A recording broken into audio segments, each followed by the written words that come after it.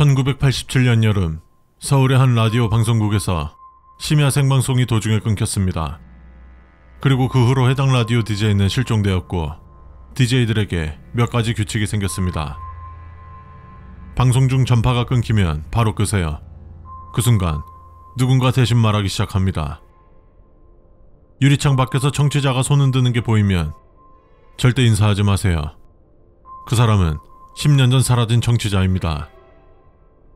테이프 녹음 중 자기 목소리가 들리지 않으면 그 방송은 중단해야 합니다. 붉은 온에어 불빛이 꺼지지 않는다면 그건 생방송이 끝난 게 아닙니다. 누군가 아직 방송 중입니다. 마지막으로 청취자 사연이 스스로 흘러나오면 그 사연을 읽지 마세요. 그건 당신이 보낸 이야기입니다. 1990년 겨울 강원도 산속 탄약고에서 보초병 한 명이 새벽 이후 사라졌습니다. 그날 이후로 근무자들에게 5가지 규칙이 내려졌습니다. 첫 번째, 새벽 2시 이후 탄약고 문이 스스로 열리면 절대 닫지 마십시오. 그 문은 당신을 위한 게 아닙니다. 두 번째, 군번줄이 이유 없이 차갑게 식으면 조용히 눈을 감고 귀를 막으십시오. 곧 누가 이름을 부를 겁니다. 세 번째, 순찰 중 초소한 전등이 꺼져 있다면 절대 불을 켜지 마십시오. 네 번째, 무전기에서 소리만 들리며 사람 목소리가 끊기면 그 자리에 멈추지 마십시오. 다섯 번째, 날이 밝기도 전에 총성처럼 들리는 소리가 나면 절대 밖을 보지 마십시오. 그건 훈련이 아니라 누군가 돌아오는 소리입니다. 1993년 혹한기 훈련 중 오중대 조교 하나가 밤사이 흔적도 없이 사라졌습니다. 그날 이후 혹한기 훈련관 조교들에게 규칙이 생겼습니다.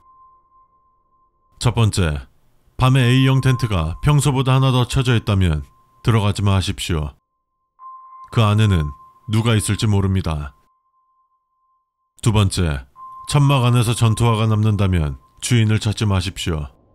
그 전투화는 이미 묻힌 사람의 것입니다. 세 번째, 자고 있는데 천막 지퍼가 천천히 내려가면 눈을 감고 숨을 멈추십시오. 네 번째, 밖에서 조교님 부르십니다라고 낯선 목소리가 들려도 나가지 마십시오. 다섯 번째, 새벽 3시 군번줄 소리가 들린다면 절대 밖을 보지 마십시오. 그건 순찰이 아니라 복귀하지 못한 자가 돌아오는 소리입니다. 1995년 겨울 GOP 철책에서 근무하던 병사가 아침 점호에 나타나지 않았습니다. 그날 이후 철책 근무에 5가지 규칙이 생겼습니다. 첫 번째, 새벽 경계 중 무전기가 꺼졌는데 소리가 들리면 절대 응답하지 마십시오. 두 번째, 철책 밖에서 군복 입은 누가 야 하고 부르면 대답하지 마십시오.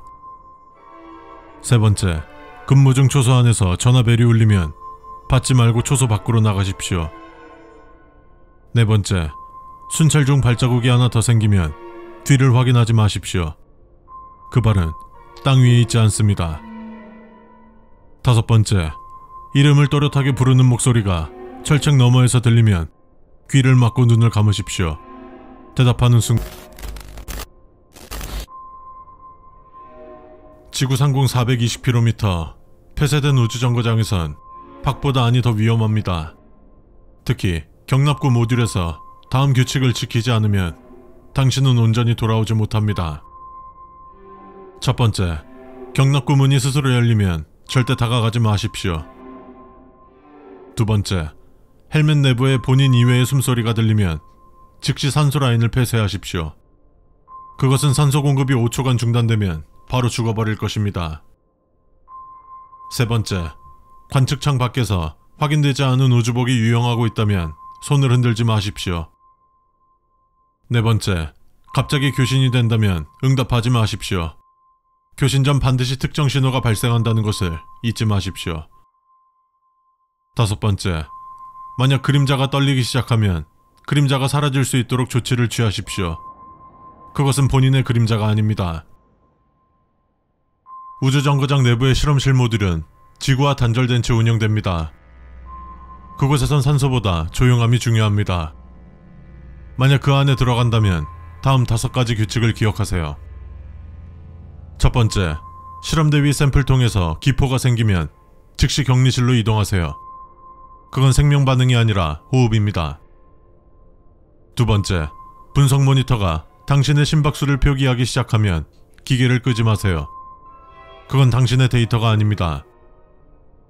세 번째, 다급하게 당신을 찾는 목소리가 들린다면 응답하지 마세요. 그는 이미 실험 대상 중 하나입니다. 네 번째, 보관 캐비넷 문이 천천히 열리기 시작하면 닫으려 하지 마세요. 그건 안에서 열리는 겁니다. 다섯 번째, 만약 실험복 안쪽에서 심장 뛰는 소리가 난다면 빠르게 옷을 벗고 소각시키십시오. 우주정거장의 태양관 축돔은 빛을 연구하기 위해 만들어졌습니다. 하지만 그 빛 속엔 빛이 아닌 무언가가 숨어 있습니다. 첫 번째, 돔 유리창을 통해 태양이 깜빡이는 게 보이면 즉시 눈을 감으십시오. 태양은 절대 깜빡이지 않습니다.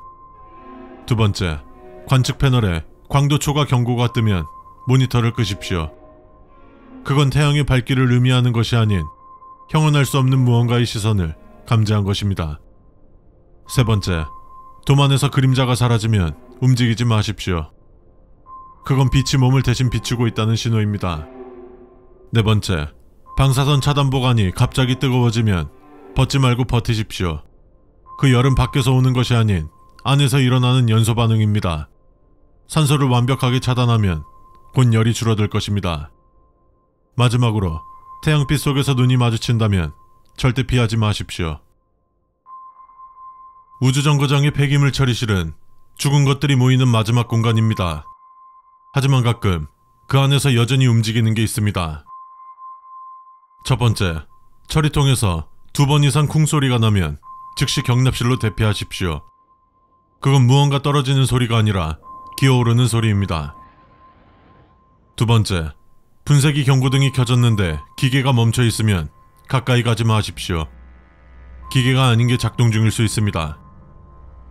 세 번째, 방호복 안에 냄새가 스며들면 마스크를 벗지 마십시오. 네 번째, 폐기물 목록에 오가닉 언노운이 추가되면 즉시 명단에서 본인의 이름을 삭제하십시오. 다섯 번째, 마지막으로 처리실 불이 꺼졌는데 아무 소리도 들리지 않으면 그건 안전한 게 아닙니다. 소리가 멈췄다는 건 이제 홀로 남겨졌다는 것이니까요. 조선시대 역병이 돌던 마을엔 살아남기 위해 반드시 지켜야 하는 금기가 있었습니다. 그 규칙을 어기면 역병이 아니라 다른 것이 목숨을 가져갔습니다. 첫 번째, 마을 입구 장승의 얼굴이 뒤를 보고 있다면 그날은 들어가면 안 됩니다. 그 장승은 안에 있는 걸 막고 있습니다. 두 번째, 집집마다 있는 문설주에 붉은 손자국이 찍혀 있으면 그 문은 절대 열지 마세요. 세 번째, 밤이 되면 마을길에 깔린 볏짚이 스스로 흔들리는데 밟지 말고 돌아가야 합니다. 그 안은 죽은 자가 숨어 있습니다. 네 번째, 빈집 안에서 기침 소리가 들려도 들여다보지 마세요. 잘 들리지 않는 기침 소리는 사람의 것인지 아닌지 구별하기 쉽지 않습니다. 조선시대 산 아래 무녀가 여는 구판은 아무나 들어가선 안 되는 금기가 있었습니다. 첫 번째, 구판에 들어설 때 방울이 울리지 않으면 그 자리에서 물러나세요. 다른 게 먼저 와 있어 신은 오지 않았습니다. 두 번째, 무녀의 그림자가 북소리와 반대로 움직이면 절대 눈을 떼지 마세요. 세 번째, 막걸리 잔이 스스로 흔들리며 넘친다면 손대지 마세요. 그 술은 산 사람을 위한 게 아닙니다. 네 번째, 구판 한가운데 하얀 한삼이 혼자 흔들리면 절대 가까이 가지 마세요. 다섯 번째, 무녀가 당신 이름을 정확히 부르면 고개를 들지 마세요. 그 순간 무녀가 아니라 당신 뒤에 선 것이 부른 것입니다.